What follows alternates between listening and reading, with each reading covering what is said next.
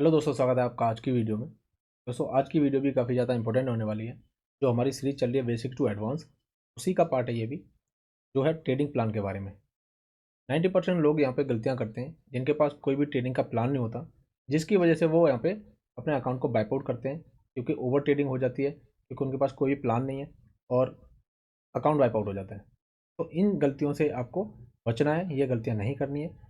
तो आपको मैं ये चीज़ सिखाऊंगा, जैसे कि मैं अभी 2 वीडियो आपके लिए ला चुका हूँ कि आपको कैसे शुरुआत करनी है रोड मैप के बारे में। दूसरी वीडियो लेके आया था मैं आपके लिए कैसे आपको ब्रोकर पे पेपर ट्रेडिंग करनी है, ठीक है। उसी के साथ ये बहुत ज़्यादा इंपॉर्टेंट है कि आपके पास ट्रेडिंग का प्लान होना ज़रूरी है, क्योंकि अगर आपको डिसिप्लिन ट्रेडर बनना है तो आपको ये चीज़ें मस्ट है, आपको फॉलो करके चलनी पड़ेगी। तो हम किस तरीके से अपना ट्रेडिंग का प्लान बनाएं और किस तरीके से उसको फॉलो करें, तो इस वीडियो में मैं स्टेप बाय स्टेप आपको बताऊंगा।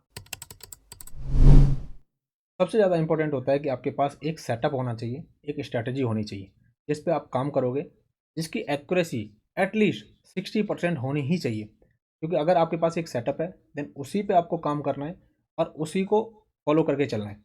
उस सेटअप पे जब ट्रेड बन रही है तो आपको लेनी है, अगर उस सेटअप पे ट्रेड नहीं बन रही है तो आपको ट्रेड नहीं लेनी है।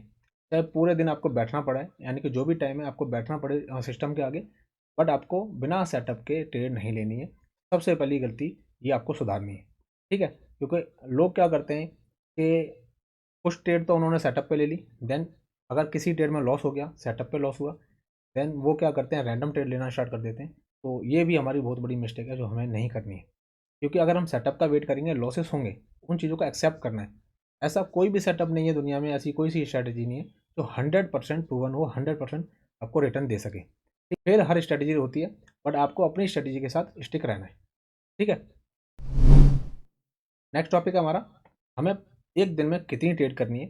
या तो आप ट्रेड्स का प्लान करो कि हम पर डे 3 ट्रेड करेंगे, 4 ट्रेड करेंगे, या आपका प्रॉफिट का फिक्स होना चाहिए कि मेरे को इतना प्रॉफिट होता है देन मैं रुक जाऊंगा। यानी कि इनमें से आपको चॉइस है कि आपको या तो प्रॉफिट का टारगेट रखना है कि मैं अगर $100 बना लेता हूँ देन रुक जाऊंगा, या फिर आप ट्रेड्स का प्लान कर लो कि मैं 3 ट्रेड लेता हूँ या 4 ट्रेड लेनी है मुझे। अगर उतनी हो जाती है, जो भी रिजल्ट रहता है उसमें, जो भी मेरे को मिलता है, चाहे प्रॉफिट हो चाहे लॉस हो, देन मैं अपनी ट्रेडिंग को स्टॉप कर दूंगा और विदाउट सेटअप की ट्रेड नहीं करूंगा। ये आपको मस्ट है, फॉलो करके चलना है। क्योंकि अगर आपको अच्छा ट्रेडर बनना है तो ये चीज़ें फॉलो करनी पड़ेगी। सबसे बड़ी गलतियाँ इनमें यही चीज़ होती है, जब हम चीज़ों को फॉलो नहीं करते, अपने रूल्स को फॉलो नहीं करते, जिसकी वजह से हमारे को लॉसेस होते हैं और साइकोलॉजी खराब होती है। नेक्स्ट टॉपिक है हमारा पर डे का लॉस। तो ये सबसे ज़्यादा इंपॉर्टेंट मैं समझता हूँ, क्योंकि ये आपको फिक्स करना पड़ेगा। दोस्तों, मार्केट में प्रॉफिट हमारे हाथ में नहीं होता हम कितना करेंगे, बट लॉस हमारे हाथ में होता है कि हमें कितना करना है, मार्केट को हमें कितना देना है। अगर मार्केट हमारे अगेंस्ट काम कर रहा है या अगेंस्ट चल रहा है या हमारी स्ट्रेटजी काम नहीं कर रही है आज, तो हमें उस दिन कितना लॉस करके जाना है, तो ये हमारे हाथ में होता है। तो सबसे ज़्यादा इंपॉर्टेंट मैं समझता हूँ इस चीज़ को, टॉप पे रखूंगा मैं इस चीज़ को कि आपको लॉस फिक्स करके चलना है। चाहे आपका अकाउंट कितना भी बड़ा हो, कितना भी छोटा हो, उसके अकॉर्डिंग आपको प्लान करना है कि आपको पर डे का लॉस कितना रखना है। क्योंकि अगर आपको ये पता होगा कि मेरा लॉस का ये प्लान है, मान के चलो आपका $100 का अकाउंट है, आप देखते हो कि मैं अगर $15 मेरे को लॉस हो जाते हैं एक दिन में, देन मैं ट्रेडिंग को स्टॉप कर दूंगा उस दिन के लिए, ठीक है। तो आपका $15 से ज़्यादा का लॉस होना ही नहीं चाहिए। आप अकाउंट कैसे पूरा वाइप आउट कर दोगे, पॉसिबल ही नहीं है।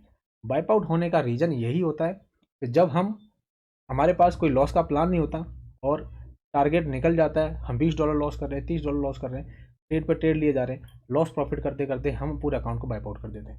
तो हमारी ट्रेडिंग में सबसे ज़्यादा इंपॉर्टेंट है कि आपको लॉस का प्लान बनाना है, लॉस का टारगेट रखना है कि कितने डॉलर का मैं लॉस पर डे पे कर सकता हूँ। नेक्स्ट टॉपिक हमारा पोजिशन साइजिंग। दोस्तों, ये भी काफ़ी ज़्यादा इंपॉर्टेंट चीज़ है कि आपको पोजिशन साइजिंग पर ध्यान देना है।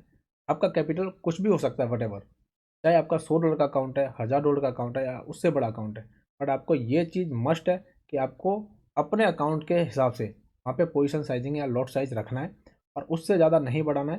गलतियाँ लोग क्या करते हैं यहाँ पे कि वो क्वांटिटी अभी तो चलो ठीक है अपने अकाउंट के हिसाब से ले रहे हैं, ठीक है, और उसके बाद अगर उनको लॉस लगते हैं, 2-3 लॉस होते हैं, तो वो उसको रिकवर करने के लिए वहाँ पे पोजीशन साइजिंग को बढ़ा देते हैं, यानी क्वांटिटी को बढ़ा देते हैं। आपको ऐसा बिल्कुल भी नहीं करना।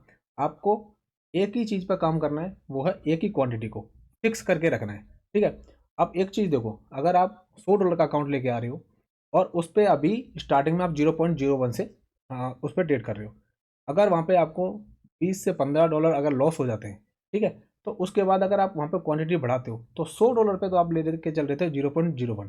अगर जैसे ही वहाँ पे $15 या $20 आपको लॉस हुए, देन वहाँ पे आप क्वांटिटी 0.02 कर रहे हो। तो आप देखो अकाउंट पे आप कितना ज़्यादा रिस्क ले रहे हो। तो मैं आपको एक ही चीज़ बोलूँगा, आपको क्वांटिटी को छेड़छाड़ नहीं करनी है, फिक्स करनी है, उसी क्वांटिटी के साथ आपको लेके चलना है।